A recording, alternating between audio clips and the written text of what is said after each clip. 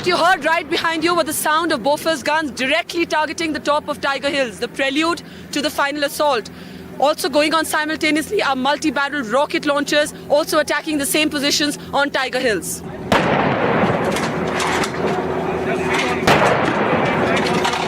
What you see behind you are multi-barrel rocket launchers. They're going to target directly on top of Tiger Hills, and the role they play is to saturate the targets on top of Tiger Hills by dumping a very large amount of explosives onto the targets in a very short duration of time.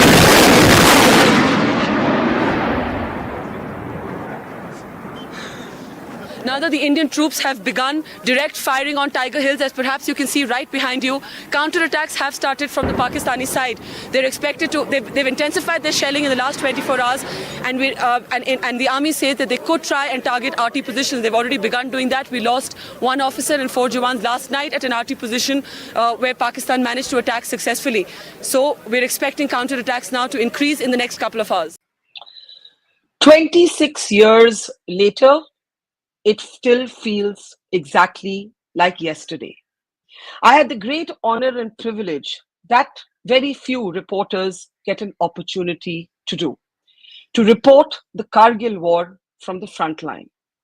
I was only a few months older than 26 myself, and today, 26 years later, here we are commemorating Kargil Vijay Divas. Oftentimes I've been asked what has been the assignment, the reporting assignment that has impacted you most deeply. And I can say, decades later, my answer remains the same. The opportunity to report the Kargil War from the front line. The opportunity to meet heroes like Vikram Batra, Anuj Nair, Vijayant Thapar, and countless others. The opportunity to understand the relationship between courage and vulnerability, bravery and fear. The opportunity to both report and remind our people that it is in between wars that our soldiers need and deserve our respect, not only during times of need and crisis. 26 years later, here we stand from Kargil to Operation Sindoor, asking the question of how India has changed, because Pakistan quite clearly hasn't. India's army chief today, playing on the very word Pakistan, which claims to be the land of the pure, spoke of Pakistan's napak or foul, evil, or impure designs and said Pakistan's harboring of terrorism can no longer find an escape.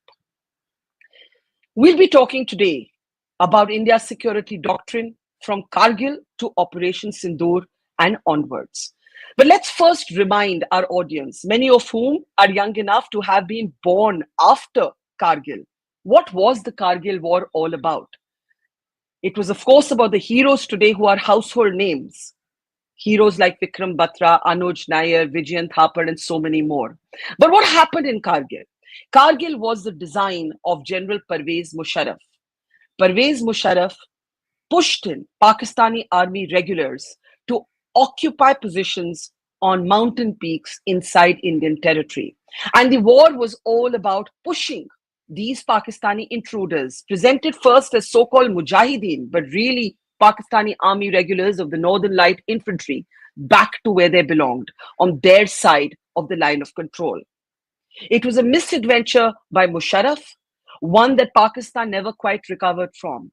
And what's important to say today is that even in times of war, the Indian army maintained its finest traditions, burying with full honors the Pakistani soldiers killed in action whom their own country refused to take back, because that is the ethos of the Indian military. For me, Kargil remains a transformative experience, a masterclass not just in reporting, but also in life itself. And I am forever grateful to have had the opportunity to report it. But let's talk today about our country's evolving security doctrine and Pakistan's unchanged doctrine. By the way, just that picture that you see on your screen is me with Vikram Batra. That's all of us under the shelter of a white tent. Vikram had just returned from a successful expedition. And I remember asking him, and he looked at me as if I was quite crazy, don't you sometimes feel scared as you march up those jagged mountains to possible death? And he threw his head back and his smile traveled all the way up to his eyes. And with a twinkle in his eyes, he said, Ye dil mange more. And those words would, of course, come to be forever associated with him. At that time, this was a Pepsi Cola slogan. Today, everybody knows it only as Vikram's words. And how lucky was I to have the chance to not just witness, but also document that interview and capture those immortal words in my conversation with him. I feel both proud and humbled. I want to introduce two very special guests on the program today as we look at the decades from Kargil to Operation Sindoor. We're joined by General Raj Shukla, military veteran. Good evening, sir, and good to see you. General Hasnain, former General Officer Commanding of the 15th Corps, is with us. A pleasure, sir. And it is my great privilege to welcome to the program Colonel Thapar. Colonel Thapar's son gave his life for India in Kargil. And for decades, Colonel Thapar climbed the 16,000 feet to the mountaintop where his son, Vijayant, gave his life for India. It has been somewhat of a pilgrimage for him. He has never shown any bitterness. He has behaved in the finest traditions of soldiering with both courage and compassion. So salutes to you and all families who have lost someone they loved in Kargil, Colonel Thapar. Good evening and welcome to the program. I'll start with you, Colonel Thapar. I want to start with you. This is personal for you, but it's also about India. We're 26 years later, and if we can please bring up the pictures now of your son. You have, as I said, made that annual pilgrimage for decades. What made you do it? I think there's a whole generation that was born after Kargil that doesn't even understand, what this is all about. And there's, of course, the book that you wrote on your son. You have his last letter. It's very moving. But as I said, you have made that annual pilgrimage for years altogether. Talk a little bit about what this day means to you before we get into the geopolitics, the geostrategic policies, the shift in tactics, the shift in strategy. This remains deeply personal for people like you, for families like yours. Colonel Thapar, I'll start with you, sir. Barkha, it is always a pleasure for me to be talking to you. And today we have very special guests. So I feel even more happy than normally. Look, don't just limit your description of me as a father of a son who was in the army. I'm also a 37 years old soldier in the armed forces. So my interest in soldiering is also there. But needless to say that Vijayant in his letter had written that if you can, please go and see the place where we fought. Now, I know the reason behind it. And I think think we have those images. Can we show those images of Colonel Thapar at the top of that mountain peak? Amazing images. Go ahead, sir. Colonel Thapar. Yeah. So he wanted me to know how well they had acquitted themselves in those fierce battles. So I went there. I used to go every time there. These are the actual men. This photo you have shown, they are the actual men who fought that battle. And as a professional soldier, it was also my interest to study this battle in detail. And I was very lucky that Ravindranath Seo, he walked every step with me. I had just retired and it was difficult, but we went, we saw, and I was very happy. I was so happy that my son has lived up to the values that I have imbibed in him.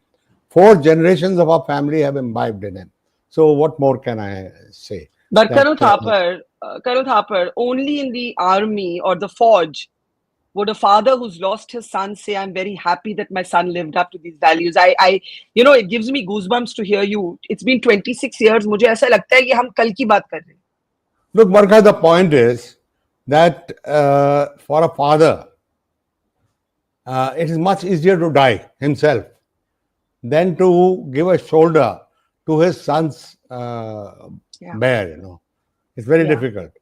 But we've done it. And in his own letter, he has written in the end, he's advised us in the end, don't get into a doom and gloom situation. Live life king size. And that is the credo which I propagate everywhere. Live life king size. Life is never measured in terms of its length. it is always measured in terms of its depth. Because death has been ordained on the day you were born. Every one of us is born. It is ordained that it's going to come. It's as sure, the proverb is there, as sure as death. So there's no Yeah. escape from it. And the only thing is that we must continue to do everything.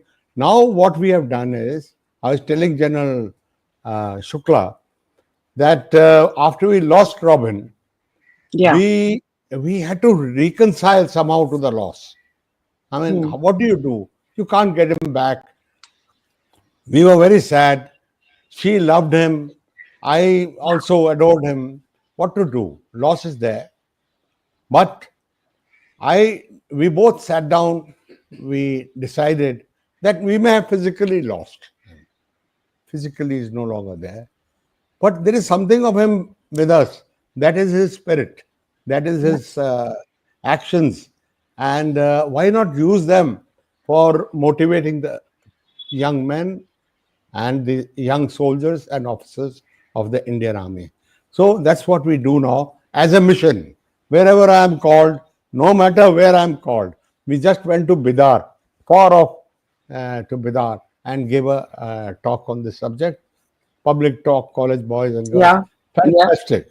It was fantastic. And then we are wherever we are called, we go. So that is the only way we can rationalize this. Otherwise, his tale will never be obscured. Whether I speak or I don't speak, it will never be obscured, because those are the stamped footprints of a great soldier. Absolutely. But Colonel Thapar, I must salute you, salute all Fauji families, because the grace with which you cope with loss, the quiet courage, it is extraordinary. And don't let anybody tell you otherwise. I know you feel कि ये तो normal चीज है. मैं तो soldier हूँ 37 years का. I was trained to do this, but I must bow my head in tribute to your grace and the grace of families like yours. And I know what Vijayant's mother has been through. She's often spoken to me, been on our programs, and I want to open this up now on that note of acknowledgement, General Hasnain. Kargil teaches us what the military is about, but it also teaches us about the ethos of the Indian military. It teaches us that this is the military that buried the bodies of Pakistani soldiers who had infiltrated our territory, but their own country disowned them, refused to take them back. 26 years later, we have moved from Kargil to Operation Sindoor. In Kargil, we did not cross the line of control. There was this sense of, I guess, of possible nuclear conflict. Today, we have shifted gears and responded under the nuclear threshold and shown that it is possible. Your thoughts this evening, sir, as families like Colonel Thapar and countless others remember those they lost, as the country remembers them. It is also time to stock take. What was our policy then? What is our policy today? What have we learned? What do we still need to learn? Thank you, Barkha, for inviting me for this very important program, which I hope a lot of people are seeing, watching, and will ultimately watch it later. I'm not going to speak too much of professionalism here, but first the emotives. My hats off to, my salute to Colonel Thapar, Mrs. Thapar, for the expressions that they have, the grace that they have had in bringing out all that they have said about their very, very valiant martyr son. I would add a little more to it, to the extent that I think the Indian Army survives also on its regimentation, hugely on its regimentation. I had the pleasure and honor of having 2nd Rajarif with me in Kashmir while I was the corps commander. I also had 18 Grenadiers and I also had 13 Jackrif. All 3 units, valiant units of Op Vijay, were with me simultaneously later. And I used to visit 2nd Rajarif very often. The manner in which they have retained the legacy of their heroes, like heroes like Vijayant Thapar, is something also by which, people of the future, officers, JCOs, Jawans, not only of Rajarif, but everywhere else, all of them flock to see that. I'm glad that it's been written about. There are people like you who speak about this regularly. There have been lots of us who like to also, project these particular issues to the rest of India, because we feel that the army needs to be taken very seriously during peacetime, much more seriously during peacetime, because that is what ultimately delivers in war at the end of it. So Absolutely. it's a very professional army, and 16,000 feet, if you go up there, I first of all, hats off to Colonel Thapar that he went up there at that particular time and had a look, and so quickly, so early after the incidents had happened. Anyone will realize assaulting those mountains with the kind of oxygen deficiency that you have is something which most people will never be able to appreciate. And the fact that these assaults are not just one-night affairs, they are not just a couple of hours. These assaults takes you days. You are hiding behind or taking cover behind a rock and sticking there for the better part of 12 hours before you can put your head out and move even 10 meters ahead. It's inch by inch and yard by yard that an infantryman measures the battlefield there to ultimately reach Tiger Hill, to ultimately reach any of these areas. I think it took a monstrous amount of commitment, valor, courage to be able to achieve that, and hats off to the junior leadership of the Indian Army with people like Vijayant Thapar. Absolutely. It strikes me, General Hasnain, I was 26 and a half years old, but most of the soldiers and most of the heroes of Kargil were just 2 years younger than me, 23, 24, Vijayant, Vikram, Anuj, so many people I remember like it was yesterday. General Shukla, the big takeaway, if you had to look at how we have shifted our understanding of our security response, it seems to me India has changed, Pakistan has not. That's one way of putting it. Today, the army chief used a very interesting word. It seemed to me to be a play on Pakistan itself. He said, Pakistan ka napak jo design tha, that there is no escape for that, and Pakistan claims to be the land of the pure. Napak means foul designs. How has the security doctrine changed from Kargil to now? What is the lesson that Kargil taught us that maybe we reflected or manifested in Operation Sindoor? Barkha, before I come to the strategic operational metrics, I want to spend a moment on this ethos. Because, it is extremely central to India's national security posture. It gives us a kind of spiritual ascendancy over our adversaries. This business of Dil Mange More, Colonel Thapar's extraordinary way in which he has converted deep personal grief into such positive pathways. This regimental battalion system, what are its strengths? It is this ethos, which is very difficult to define, but I'll just want to make a few points, which makes, as somebody said, valor a tradition and gallantry simply a way of life. I mean, it's if you have to look at combat organizations and you're looking for some kind of model, I mean, we will beat Harvard and Oxford in what we do. And I'll tell you why. You have to be in the regimental system. I wonder what General Hasnain thinks. I have not seen it in any other military organization. They may be technologically adept and smart at geopolitics and all, but this ethos bit is unique to us. So I'll just look at the Indian Army. It combines some extraordinary virtues. We are told to be gentlemen. It is greatly emphasized, Sharafat. There was this famous duo of General Sundarji, which means what? He talks of Shalinta, gentlemanly rectitude. So we are essentially men of peace. But when we are excited to wrath, we are capable of infinite violence. That's what makes this violence spiritual. What Vikram Batra did, or what Manoj Pandey did, what General Thapar's son did. I mean, this is really extraordinary. There is an adage which I have heard when I was a youngster, not attributed to anybody, but look, the people outside in the civil street think that what drives the Indian Army is the Army Act and such like things. Certainly not.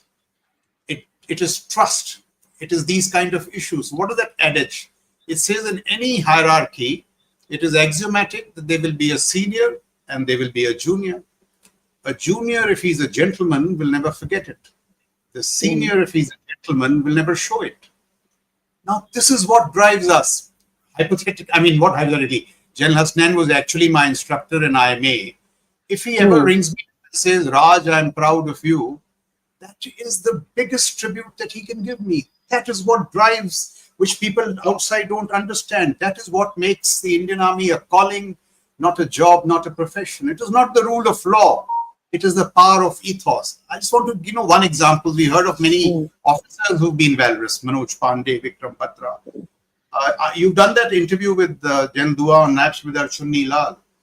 When he did action in Siachen, Bana Singh said, कि उनके आंखों में मैंने डर नहीं देखा. He was fearless.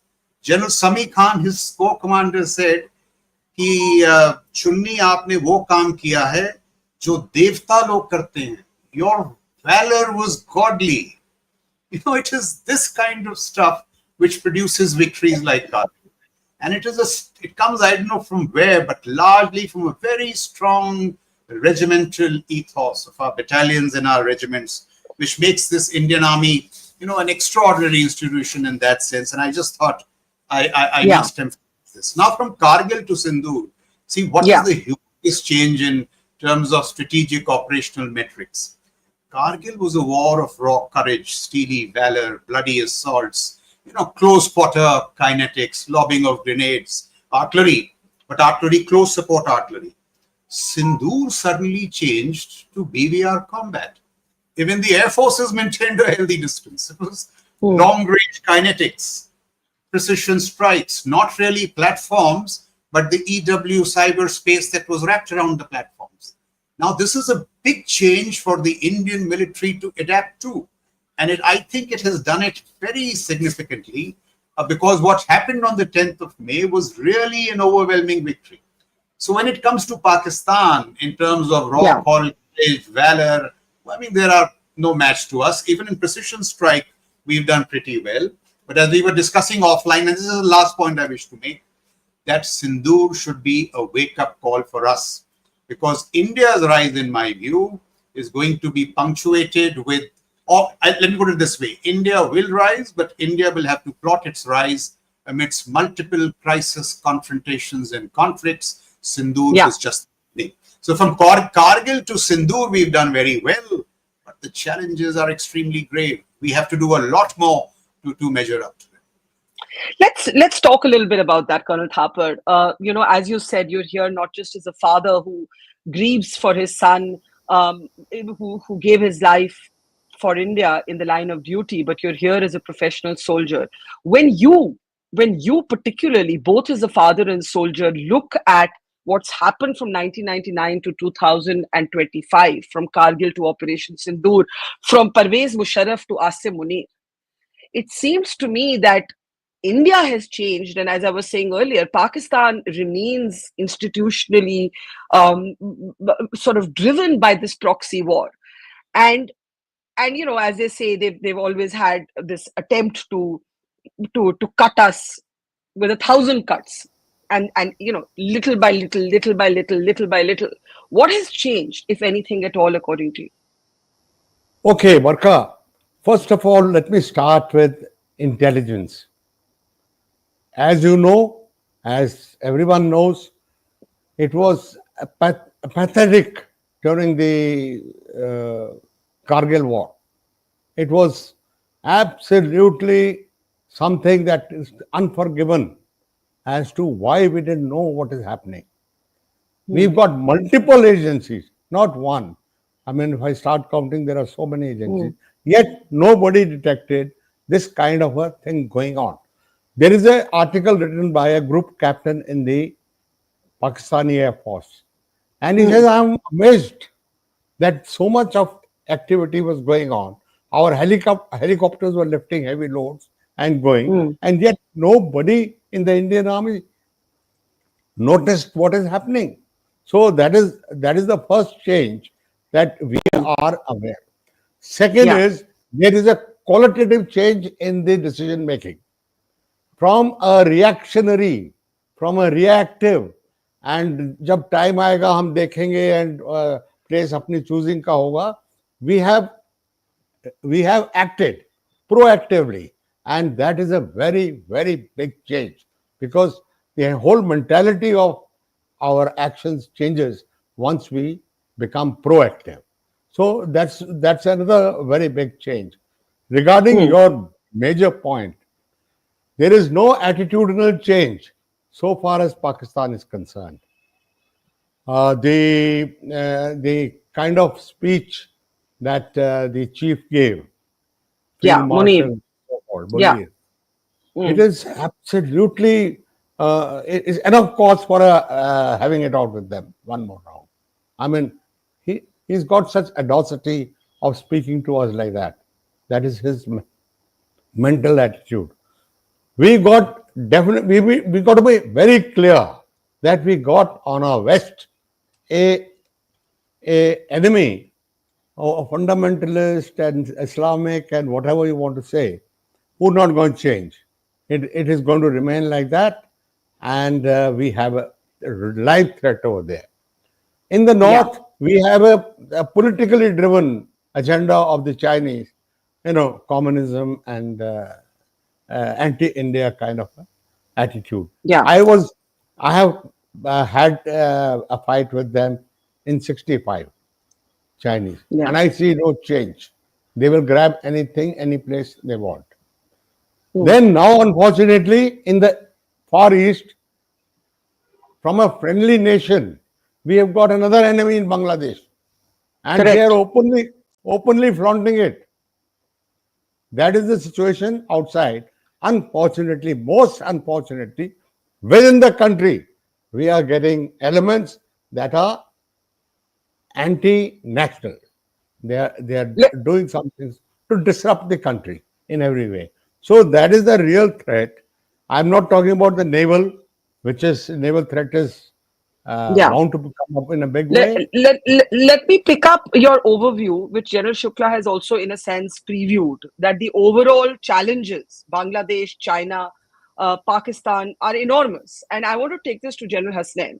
When we look back, there used to be a belief in India, in certain sections, I should say, not in India, but certain sections of India policymakers, that Musharraf, there was a time when people believed that despite Kargil, Musharraf was going to be the best bet to reach some sort of breakthrough with Pakistan, because you have to engage with the Pakistani military. I think Munir has made clear, General Hasnain, once and for all, that this was the ultimate myth, because it doesn't matter who you engage with, right? It doesn't really matter who you engage with. That earlier idea that if you talk or engage directly with the Pakistani military, maybe something else, something different will emerge, the so-called 4-point formula, the so-called attempt at reaching some agreement on Siachen. A lot of this time has proven that these were all myths. Now, coupled with Pakistan, you have China. You have the deputy army chief actually going on record to say that in Operation Sindoor, China was providing live inputs to Pakistan, not just the weaponry, right? And you have Bangladesh. The army has long been preparing for a two-front war. You're now looking at a kind of 2.5-front situation. How do you assess the overall security challenges? See, Barkha, lots of questions in that. Let me try and answer them. It's not 2.5 front. 2.5 front has existed for far too long. It is actual 3 front today. You have to consider the emergence of the East as a front by itself. Remember, there's the possibility of some terrorist-related issues, some related to proxies, etc. But there is a 9-division army also existing in Bangladesh. But that's a different issue altogether. I come back to your original, the start point of your thing, that Musharraf, was he different to what Asim Munir is? Someone like Prime Minister Atal Bihari Vajpayee, despite the deception, the deceit and everything of 99, could still accept him in Agra, could still accept him subsequently, in 2003, putting out his hand once again to him.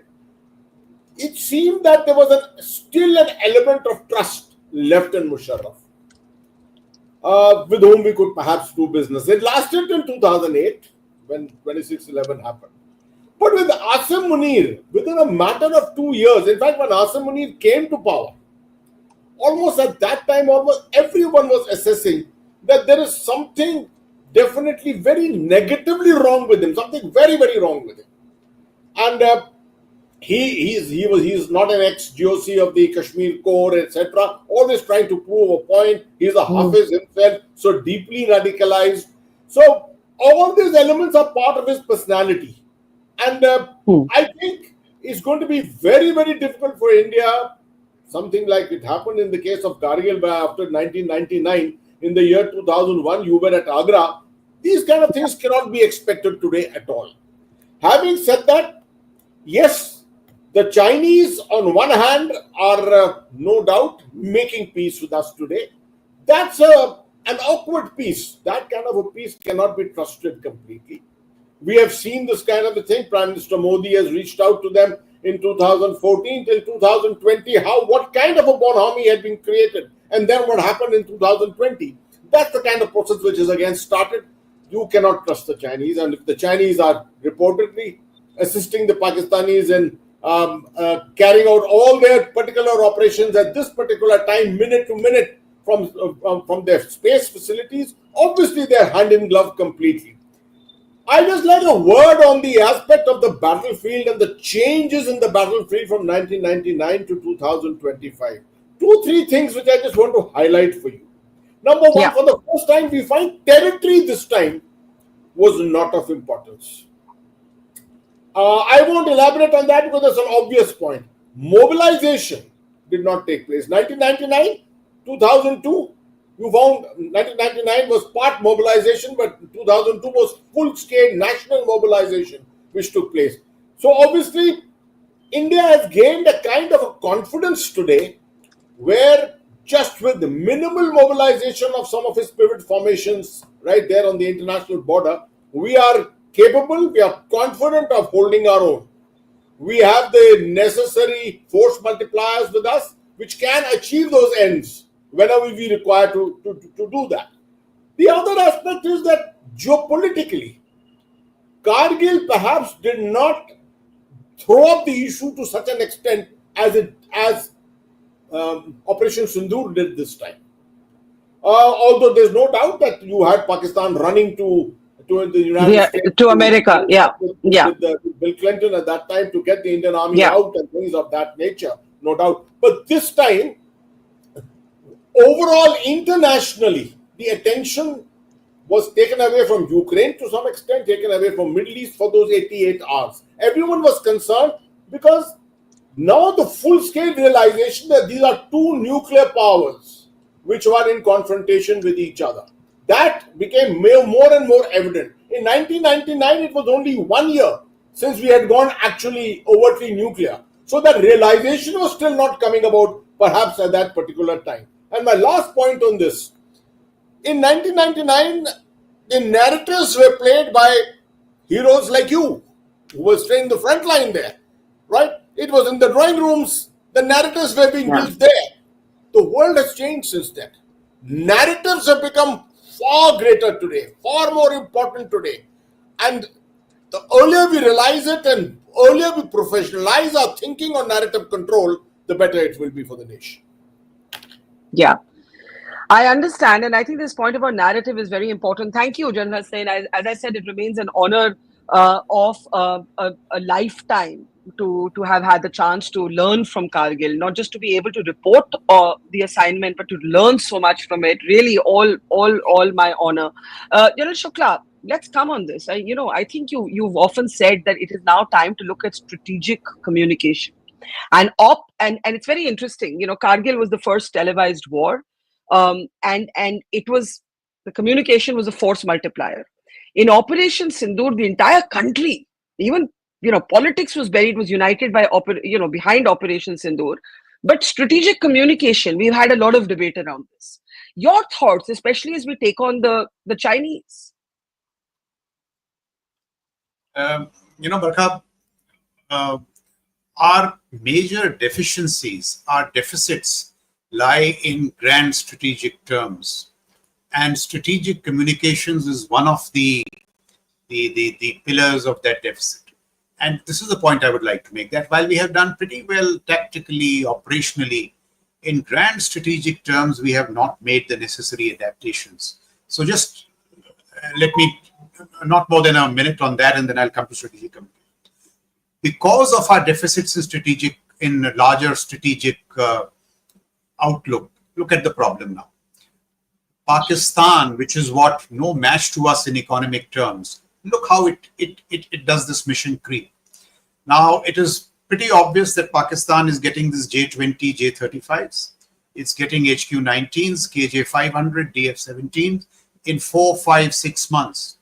If that happens, see how it will change the air balance dramatically. Stealth, HQ-19s will intercept the BrahMos. Why are we touch and go with Pakistan? Given the differentials in our economy, they should be combat overmatch. This is the main problem. Look at how the battlefield has changed. You are sitting in the Taj. I presume it was the one which was attacked in 26/11. Next time around, the fear is not of a terrorist hitting Taj. It is of missiles landing on your head. It is happening in Kiev, Tel Aviv, Tehran. So we have to do massive upgrades to our AD topology. But I don't even see the conversation taking off on that. It astounds me greatly. It is so evident that, piloted combat platforms are not good enough. The Russian can I briefly interject you? You said, why are we touch and go with Pakistan instead of combat overmatch? Did we not see that combat? But did we not see that combat overmatch in Sindoor? We did. We saw it yes, certainly.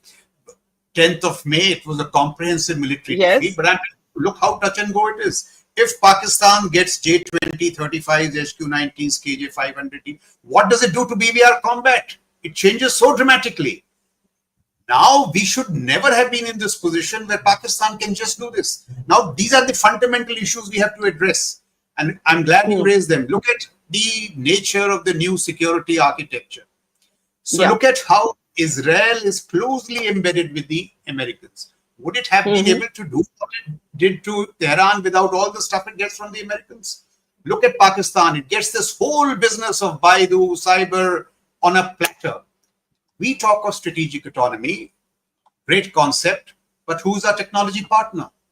It is these fundamental issues that have to be addressed. Look at technological innovation, the way it's happening in Ukraine.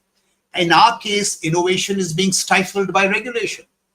So while we do pretty well at these aspects, defense budget, we have to revisit the metrics of our economic statecraft. Younger economists today in the country are arguing for an uptick in the defense budget.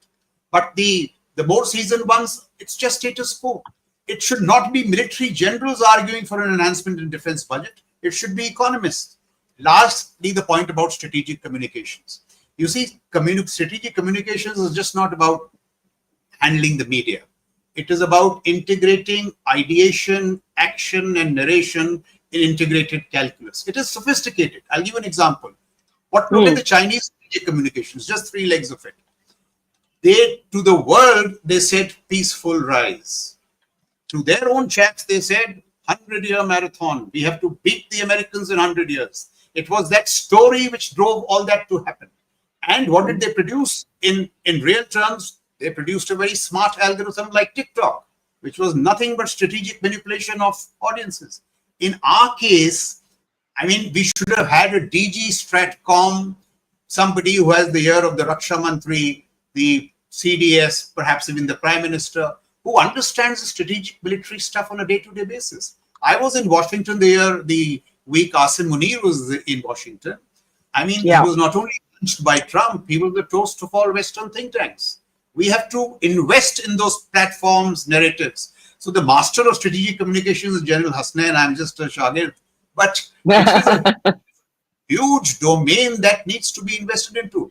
So Absolutely. And just one last point. Of late, what has started happening, smart nations speak softly and carry a big stick. We have started speaking loudly without resourcing that stick. That is a little dangerous. So all these things have to come together.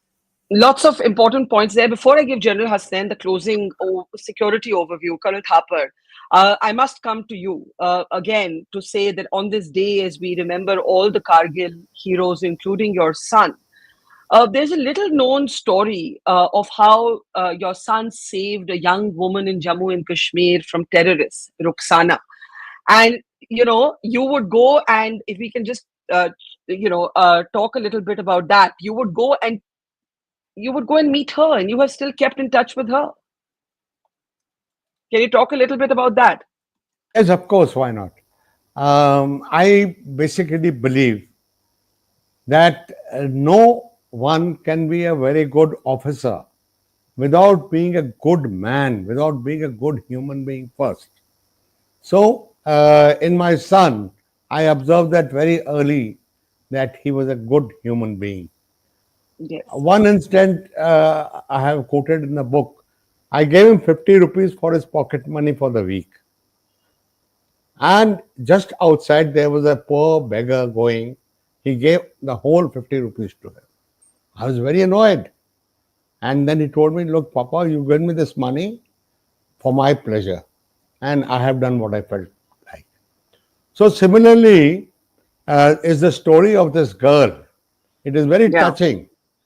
There was this man called Akhtar. He was a poor woodcutter. He was in Kupwara, which both the generals know very well, hotbed of insurgency. And their hut just happened to be close by to the military camp.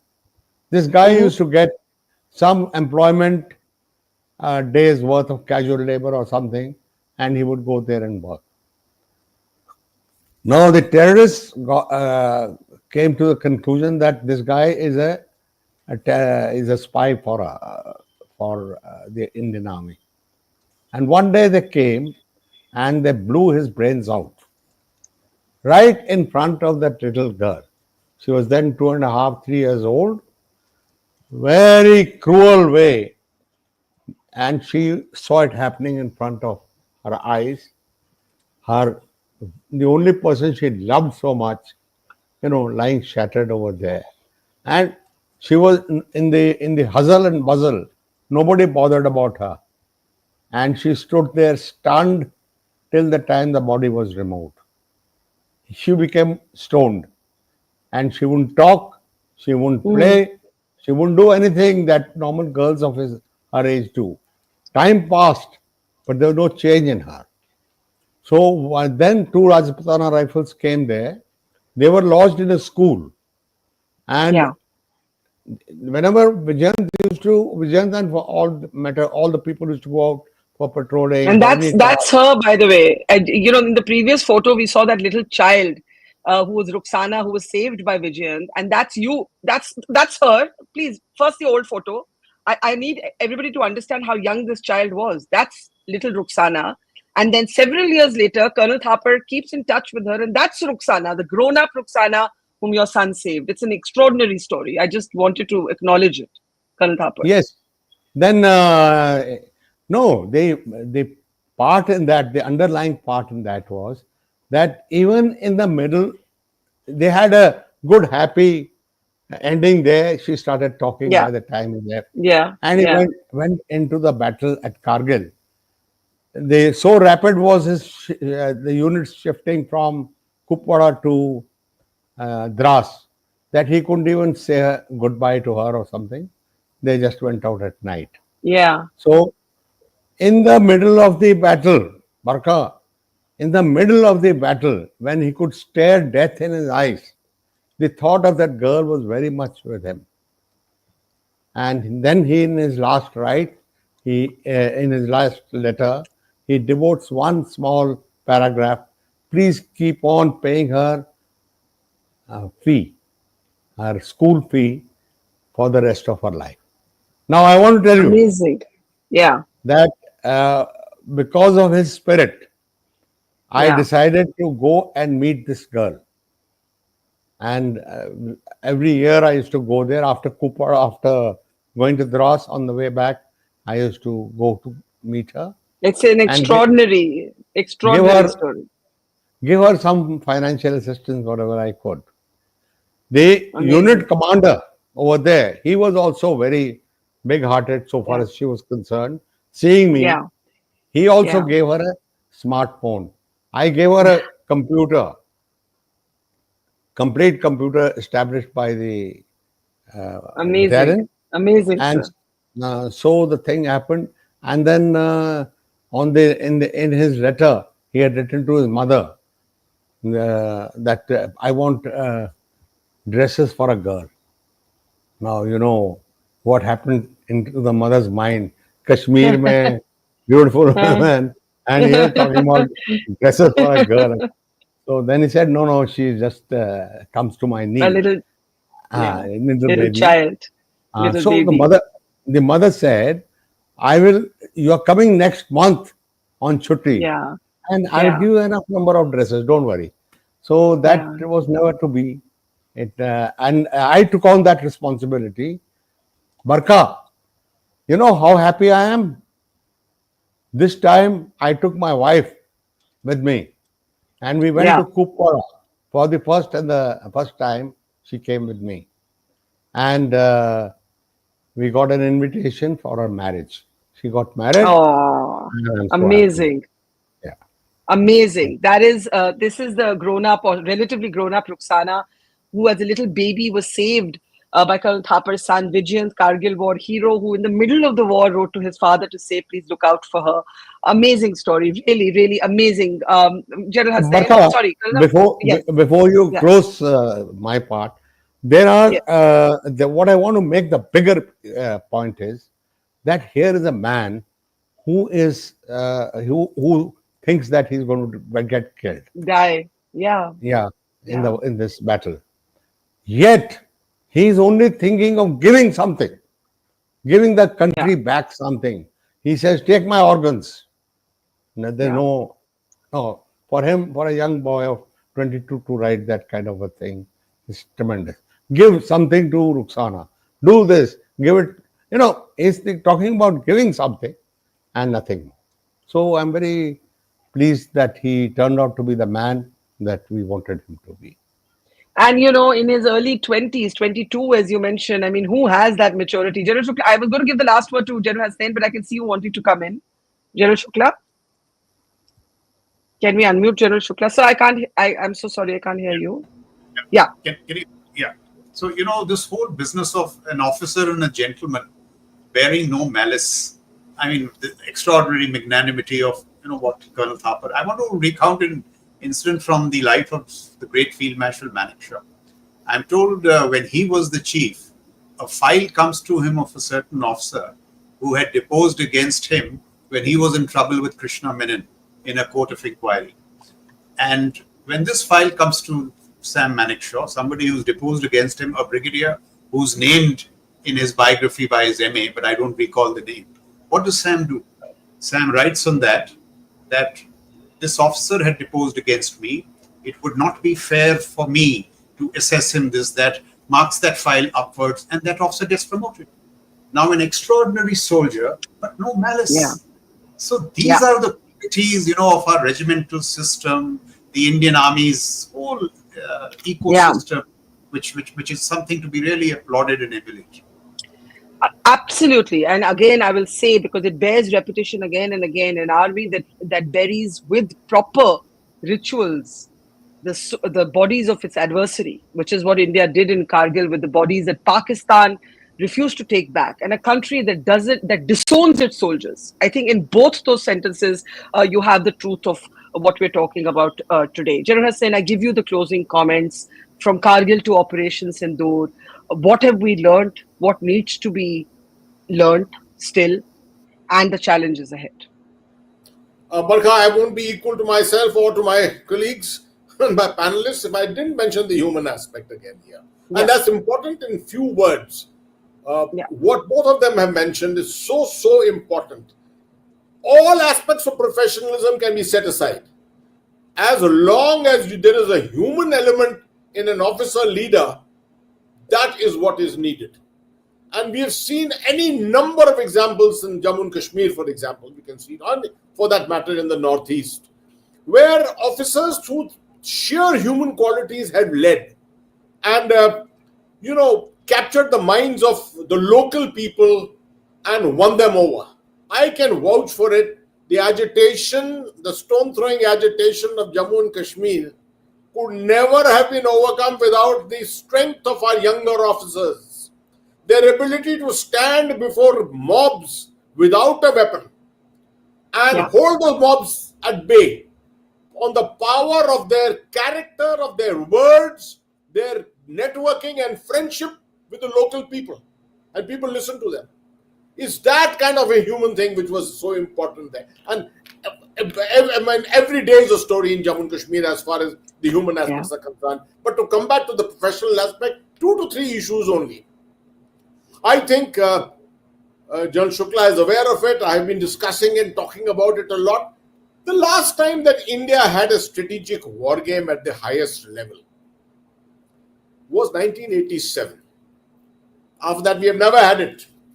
It was the dint of personality of General Sundarji that he could bring the Prime Minister to the ops room, bring Mr. Arun Singh with him, sit together on brass tacks 1 and 2. Everyone knows there is a thing called brass tacks 1, 2, 3, 4. No one knows what is this 1, 2. 1, 2 was the wargaming part. 4 was the army's maneuver exercise, which was in the desert. But at least everyone came together. We talk about an all-of-government approach. When do we have this thing where the top leadership and the staff along with them sit together and ideate? It is so important. The next time we had it again was in 2008 when we had a thing called exercise Brahmastra. But it didn't sort of take off to the highest levels. It remained at the lower staff level. But this is something which is so important, because today's wars are not the army's wars. They are not the Air Force's wars. These are the wars of the nation, which everyone has to understand.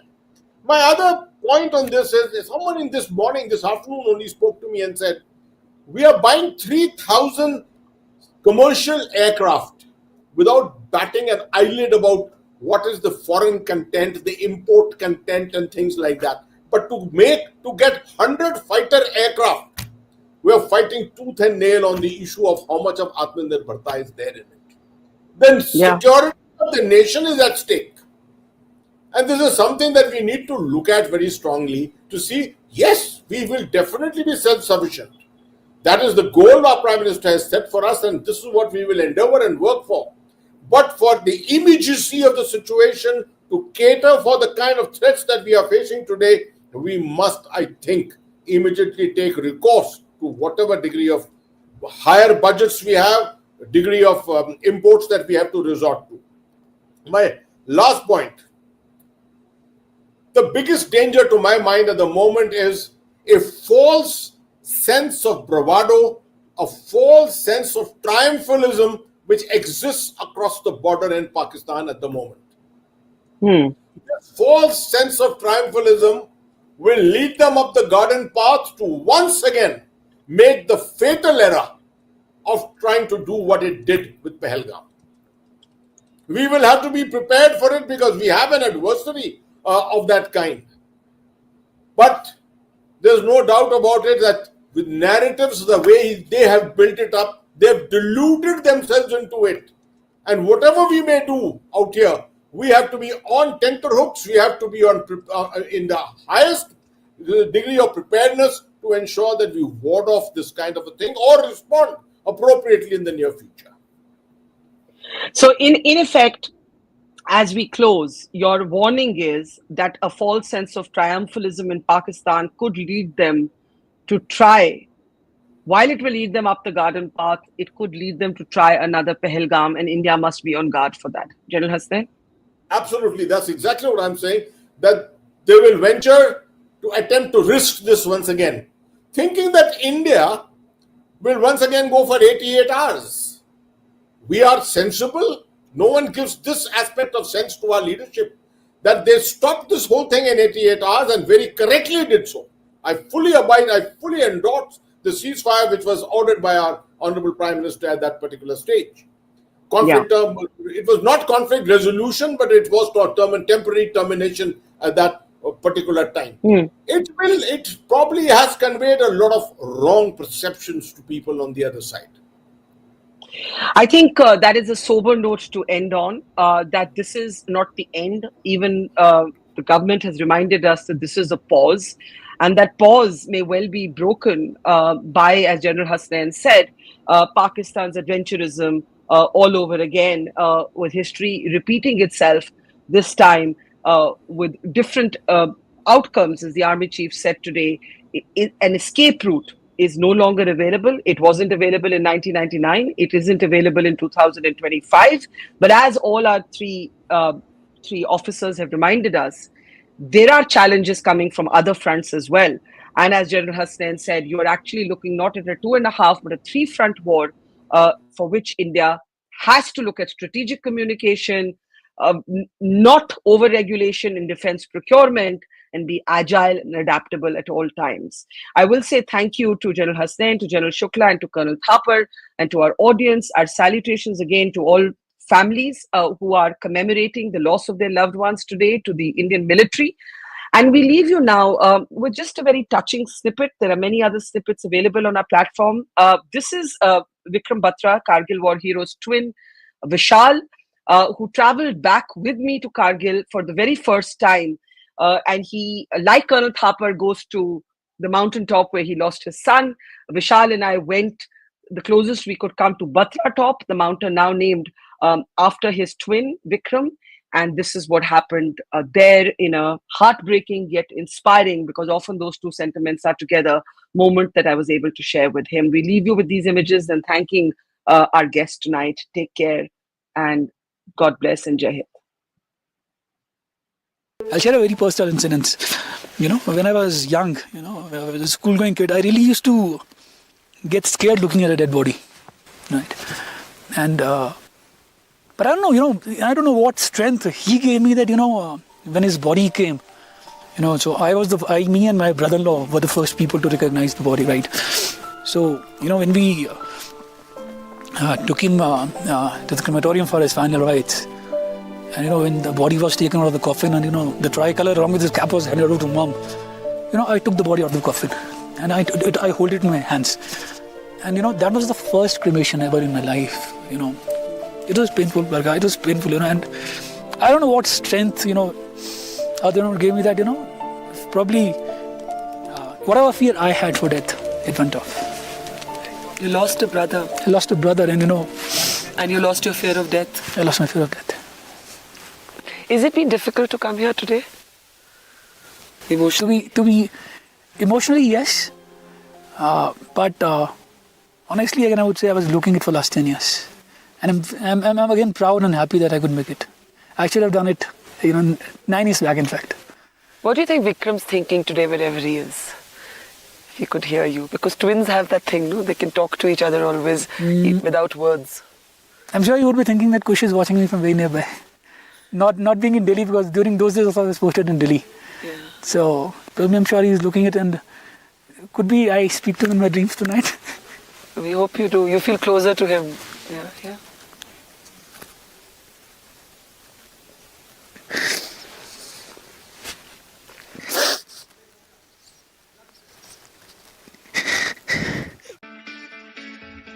It's great to see you here. Thank you for watching our work.